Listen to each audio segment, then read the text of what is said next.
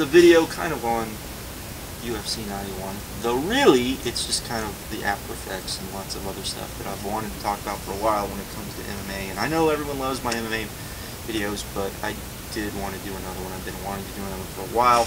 I kind of touched on a lot of the stuff in the last video, but not to full degree. But let's kind of get started here.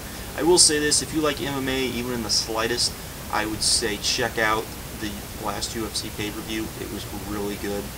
Even though, you know, it's been reported, even the WWE commented on it, I'll get to that in a minute, the fact that there were a lot of short matches. These were good short matches. Now, there is a difference between a bad short match and a good short matches. I have seen bad short matches. There is this mentality within some MMA fans, I've noticed, though not all, that you know, a match has to have a spectacular knockout, or you know, some sort of finish that is not, you know, going to the scorecards for it to be a good match. And I think most sane people don't agree with that at all. Though this was not the case on any of these. Almost every match on here was really good. Even before, you know, you had the knockouts or the submissions or what have you. But it was a lot of fun, and one of the fights that I was definitely looking forward to, and a guy that probably, as long as he's on UFC pay-per-views, might actually start buying them again, is Maia, who is, in my opinion, just a wizard when it comes to grappling. This guy is amazing, in my opinion, and I like him a lot, to say the least. But there were a lot of good. I'm more of a submission guy. I like good submissions, particularly when they are really good. So there was lots of that. There was a lot of just knockouts and all sorts of just good stuff on this pay-per-view. So I would definitely say, if you like MMA in the slightest, or you just kind of are curious about, after everything that's happened, of checking it out, I would definitely say check it out. I think you would. I think most people would really enjoy it. It reminded me, as far as that part of it went, as far as all of the matches being good, of a lot of the Pride events that I so love and miss. But anyways, that's beside the point. But as I said, the WWE did comment on this, and that's one of the things I wanted to talk about, was that you know, they commented on this, saying there was a lot of short matches, that people had been complaining about it, that there were undercard matches, which is something UFC does most of the time.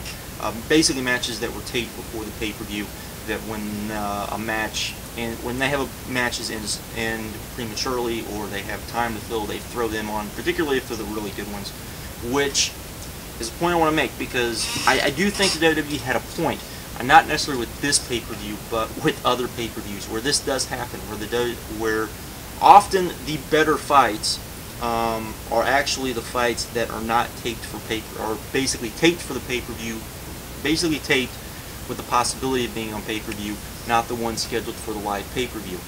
That has happened a lot in the UFC for probably the last 2 years, I would say, and it happens at a very alarming rate, to the point where, you know, I've often been criticized, I've come on here and said the matchmaking that UFC does is not up to par, in my opinion. I still would stand by that. I think that's one of the ways you can tell it. Couldn't tell it on this pay-per-view, but there's a lot of times where you're just like, you know, they've had far too many shows where people who were live at the show said basically the best fights were on, not televised on the pay-per-view, for whatever, you know, and I think that is a big problem within the UFC, among the other problems that you usually don't hear about on the MMA sites, because I don't know why, really. I mean, I would imagine because they don't really want to tick off a lot of MMA fans, because you're talking about, you know, most of the people that follow MMA, it is, or report on MMA, is internet-based. It's not something you see in newspapers or magazines or anything like that, for the most part, unless it's a specific magazine for that. So, to that extent, I guess that's why, and they, you know, they can't really bother ticking people off. But then you have the other side of you know, people who, you know, commentators who tick people off sometimes get, you know, the best responses. So who knows? But you know, there's stuff like that that often irritates me about it. But this will lead up to, and I'm sure I will put this in the title to somewhere, this whole UFC versus WWE thing, which to me is pretty retarded, because even though they do have a competition going on pay-per-view, that's, as far as pay-per-view buys, that's pretty much it. And Vince McMahon, a lot of people are pissed off because Vince McMahon did this, but Vince McMahon did this for about boxing for years. He did it in the 80s, he did it in the 90s. So him doing it with UFC now is nothing new. He did it with Mike Tyson, the Mike Tyson pay-per-views, because people actually, but with the boxing stuff, people were actually getting pissed because they were buying these pay-per-views, which were sometimes 2-3 times as much as a WWE pay-per-view, and then next thing you know, it turns into, they weren't putting on good events, and I think that is a legitimate gripe, because UFC now, all of their events are now more than every pay-per-view with the exception of WrestleMania, and they are, in my opinion, way too hit or miss. I do think that, and usually when something like this, what we saw the other night with UFC 91, they have bad time management for some reason. And often when I watch, I go, HBO Boxing, which to me, if you're going to compare how they put on their shows, you compare them to HBO Boxing. You don't compare them to WWE, because WWE, they know within probably like 10 minutes of the entire show of how everything's going to be. You're dealing with a real sport, so you don't know how everything's going to go, and so you really need to compare it to Showtime Boxing, HBO Boxing, about the actual events and how the actual events are run. And HBO Boxing does such a better job. It's not even close to being.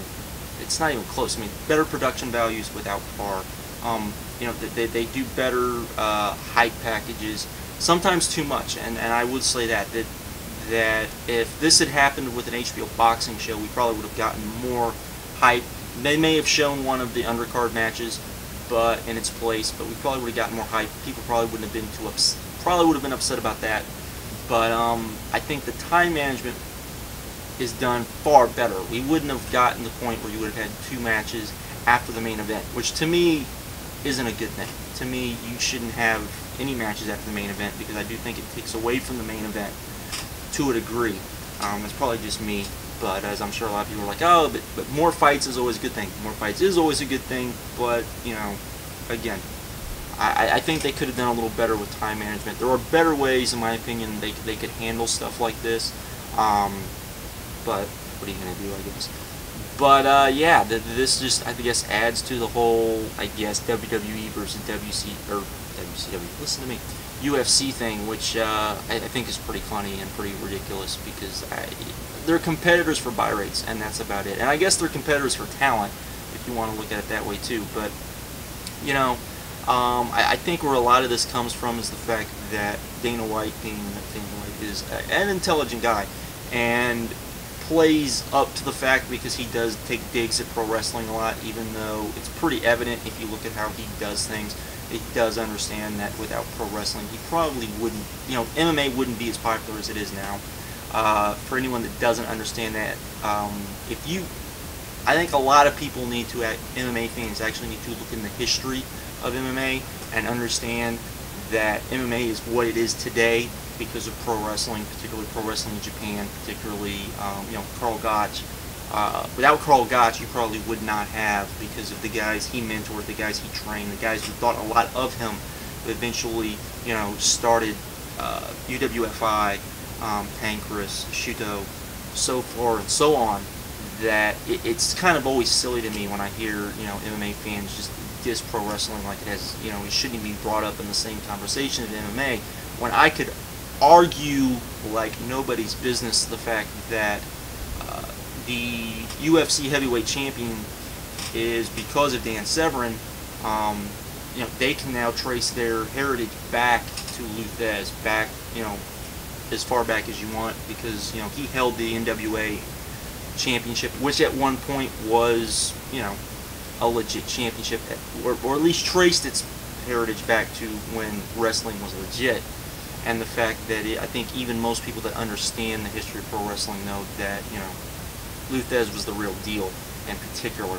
So, and was one of the last guys who probably was the real deal.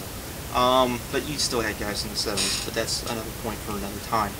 But I just wanted to come on and just kind of talk about that, because I thought it was pretty funny. The fact that people literally, if you go to 411 Mania, and this will, saying that right there probably will not get me on no DQ, but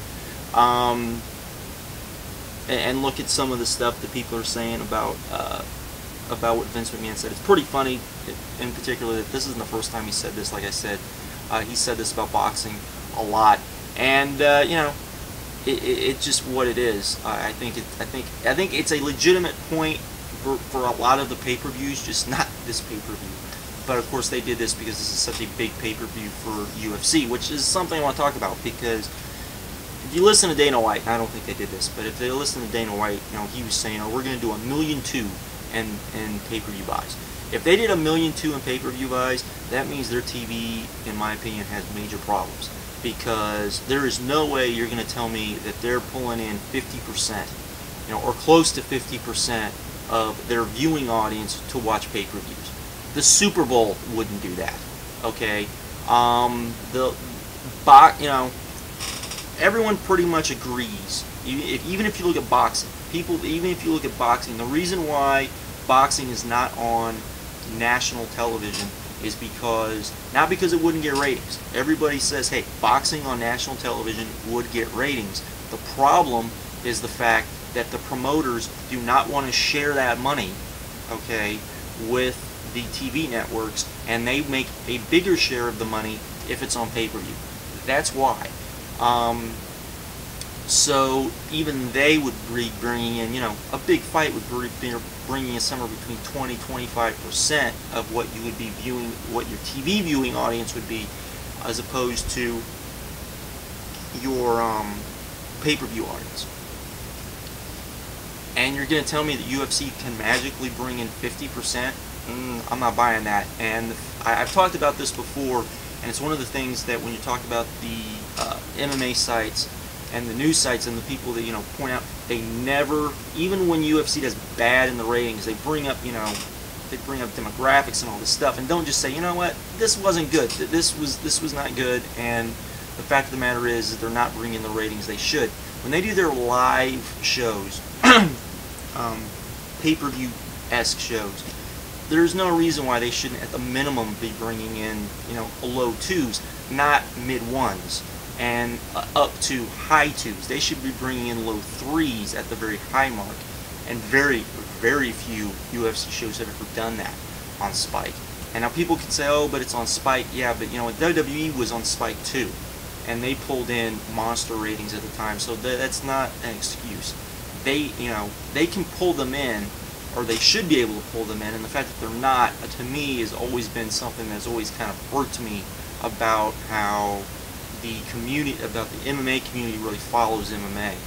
But, you know, that's probably just one of those things that I go off about that no one really cares about. But it's just, it's something that really irks me about when I read MMA sites, because I definitely, I want MMA to do good because I do like MMA.